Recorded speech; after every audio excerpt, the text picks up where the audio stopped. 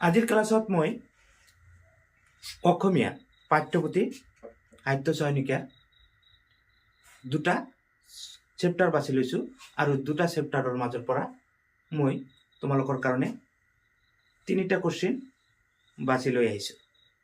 যি তিনিটা মেট্ৰিক পৰীক্ষা আগন্তুক 24ৰ মেট্ৰিক পৰীক্ষাত অহাৰ পূৰ্ণ সম্ভাৱনা আছে। গতিকে তোমালোকে যিসকলে পাঠৰ প্ৰশ্নবিলাক সম্পূৰ্ণৰূপে পঢ়িছে তেওঁলোকৰ কাৰণেতো বেলেগ কথা, আৰু যিসকলে এতিয়ালৈকে ডাঙৰ কোশ্চিন এটাও পৰা নাই, 5টা দেখিলেই ভয় লাগে, গতিকে তেওঁলোকৰ কাৰণে মই লৈ আহিছোঁ এটা কাটা চিলেকশ্যন, যিটো পঢ়িলে তিনিটাও কমন পৰি যাব পাৰে। তিনিটা কোশ্চিনৰ তিনিটাই কমন পৰি যাব পাৰে, নাইবা দুটাতো পৰিবই কনফাৰ্ম। গতিকে মই তোমালোকক যি দুটা চেপ্টাৰ লৈছোঁ তাৰ প্ৰথমটোৰ কথা কৈছোঁ যে বিষাদ যোগৰ পৰা মই দুটা প্ৰশ্ন লৈছোঁ।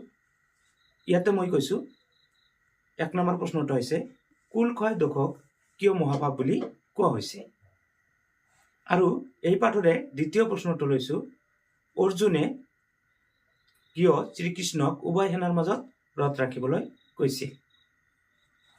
আৰু মই যিটো দ্বিতীয় চেপ্টাৰ আজিৰ ভিডিঅ'ত বাছি লৈছোঁ সেইটো হৈছে প্ৰাচীন ভাৰতীয় শিক্ষা, আৰু এই পাঠটোৰ পৰা মই মাত্ৰ এটা প্ৰশ্ন চিলেকশ্যন কৰিছোঁ।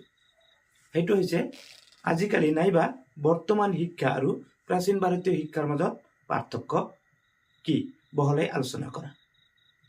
মই আশা কৰিছোঁ এই পাঠবিলাকৰ সৰু কোশ্চিনবিলাক তোমালোকে নিশ্চয় পঢ়িছা, কিন্তু ডাঙৰ কোশ্চিনবিলাক চালে যিহেতু তোমালোকে ভয় কৰা আৰু হাতত সময়ো বেছি নাই, মাত্ৰ কেইটামান দিন আছে, গুণিতে শেষ হৈ যাব।